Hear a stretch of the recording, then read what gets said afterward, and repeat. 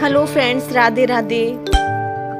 आज हम आपको बताने वाले हैं सोमवती अमावस्या के दिन पूजा विधि कि सोमवती अमावस्या के दिन आप कैसे पूजा करेंगे। स्टार्टिंग से लेके एंड तक पूरी आपको बताऊंगी किस तरीके से आपको पूजा करनी है। सबसे पहले आपको जिस जगह आपको पूजा करनी, आप सोमवती अमावस्या में पहले तो आप पीपल वृक्ष की भी पूजा कर सकते हैं या फिर आप तुलसी के पेड़ की भी पूजा कर सकते हैं।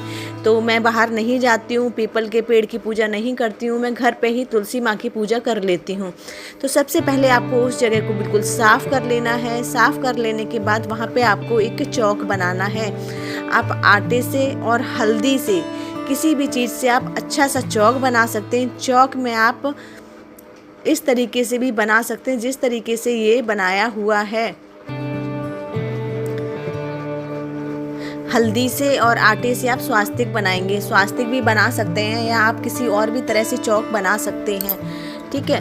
और जैसे ही आप चौक बना लेंगे, चौक बनाने के बाद आप देख सकते हैं मैंने स्वास्तिक बनाया हुआ है, तो आप भी स्वास्तिक बना सकते हैं आटे और हल्दी से, ठीक है। इसके ऊपर आपके पास जो आपके घर में तुलसी माँ का पेड़ है, तुलसी माँ का पौधा है, उसको आप उसी स्वास्तिक के ऊपर, उसी चौक के ऊपर आपको उसको रखना है, ठीक है। मैंने बना लिया है, मैंने उसके ऊपर तुलसी का पौधा रख दिया है। और रखने के बाद आप एक कोने से थोड़ा सा आप अन्य यानी कि आप जौ ले सकते हैं, गेहूँ ले सकते हैं, वो रखने हैं आपको। उसके ऊपर आपको एक कलश की स्थापना करनी है, यानी कि आपको कलश में जल भर कर रखना है। और वहीं पे आप एक घी का दीपक लगाएंगे, घी का दीपक बनाएंगे। देसी घी का दीपक होना चाहिए। तुलसी माँ को लंबी बाती लगाई जाती है, आप लंबी बाती लगाएंगे और आप धूप बत्ती भी लगाएंगे। और तुलसी माता के श्रृंगार का सामान भी आपको पहले से ही तैयार करके रखना है। आप देख सकते हैं मैंने तुलसी माता के श्रृंगार का सामान पहले से ही तैयार करके रखा हुआ है।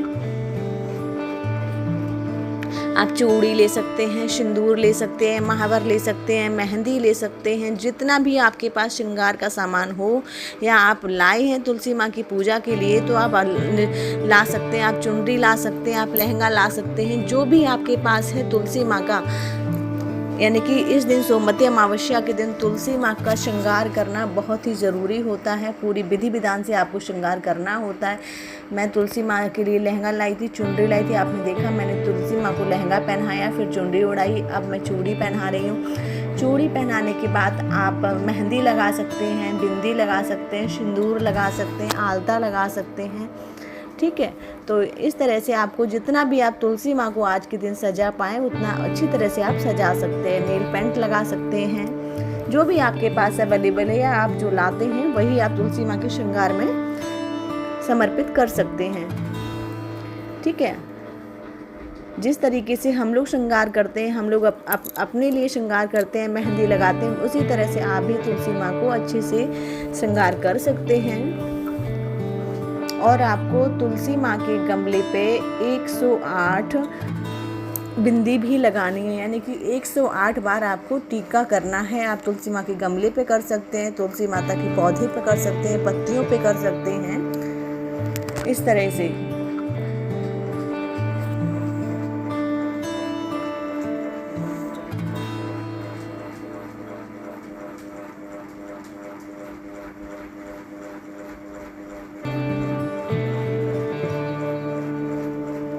इस तरह से आप देख सकते हैं मैंने भी तुलसी माता के गमले में 108 बिंदी लगाई हुई हैं।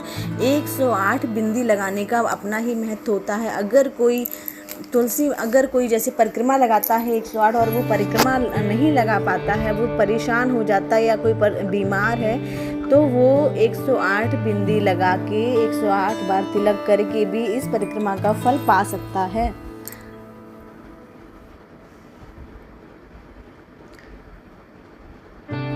अच्छी तरह पूरा तुलसी माँ का श्रृंगार करना है आपको। जितने अच्छे से आप तुलसी माँ का श्रृंगार कर सकते हैं, आप तुलसी माँ का श्रृंगार कीजिएगा। आपको जो आपने प्रसाद के स्वरूप में आपने पूड़ी बनाई हैं, आपने प्रसाद लिया है, वो आप तुलसी माँ को समर्पित करेंगे। श्रृंगार का सामान आप रखेंगे, उसके बाद आप फूल चढ़ाएंगे।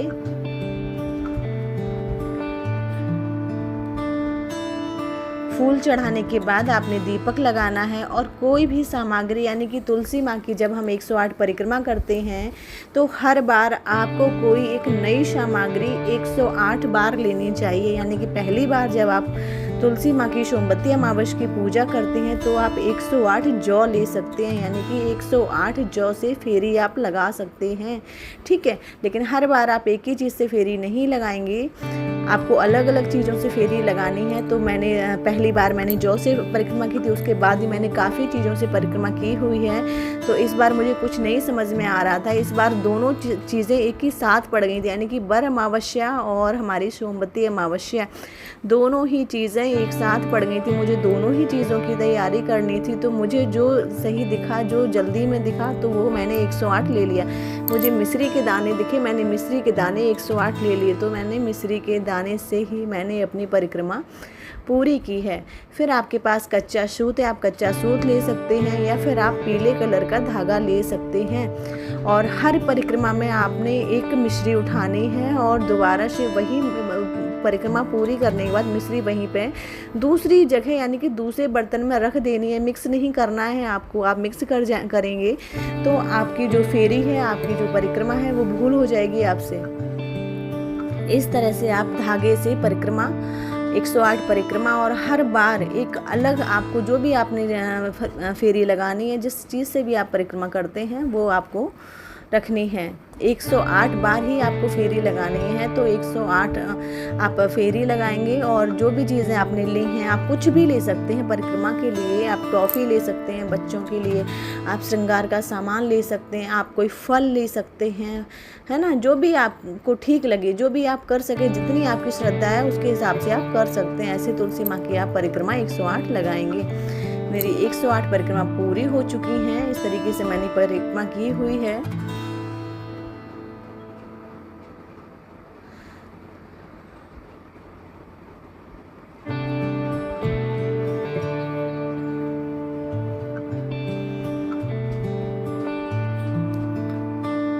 फिर से बताना चाहूँगी, ज़रूरी नहीं है कि आप तुलसी माँ की, आप पीपल के वृक्ष की भी पूजा कर सकते हैं। 108 पीपल के वृक्ष की भी फेरी लगा सकते हैं, यानी कि 108 बार पीपल के वृक्ष की भी आप परिक्रमा कर सकते हैं।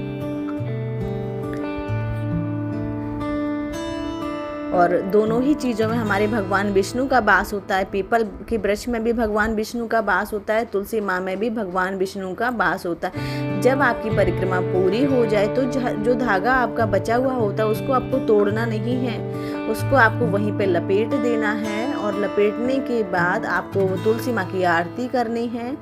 आरती करने के बाद आपका पूजा पूरी हो गई। फिर आपने जो भी 108 चीज़ें ली थी वो आप कन्याओं को, किसी को भी दान कर सकते